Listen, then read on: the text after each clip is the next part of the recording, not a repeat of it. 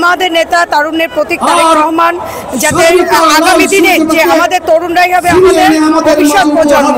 তো এই ভবিষ্যৎ প্রজন্মের জন্য তারা কিভাবে দেশকে এগিয়ে নিয়ে যাবে এবং দেশকে কিভাবে সংগঠিত করবে, সেই লক্ষ্যে কিভাবে পৌঁছাবে, তাই নিয়েই আজকে আমাদের এই প্রোগ্রামটা। তরুণদের জন্য তারেক রহমান এবং ছাত্রদলের বার্তা হচ্ছে আমরা 31 দফা সফল করতে চাই। 31 দফার মধ্যে আছে আমরা শিক্ষা কম্পালসারি করতে চাই এবং শিক্ষা স্বাস্থ্যের ব্যাপারে আমরা খুবই অ্যাক্টিভ একটা ভূমিকা পালন করতে চাই। স্বাস্থ্য হয়েছে যেহেতু আমাদের ভিতরে অনেক অন্যায় অত্যাচারের নির্যাতনে ছিলাম, এর থেকে আমাদের একটা মেসেজ আসলো যে বাংলাদেশ জাতীয়বাদী দল বিএনপি এর ধানের শীষের প্রতীক, এই প্রতীক দিয়ে আমি একটা পোশাক বানিয়ে ঘরে ঘরে একটা মেসেজ দিতে চাই যেন ধানের শীষ দিয়ে একটা পোশাক বানানো যায়।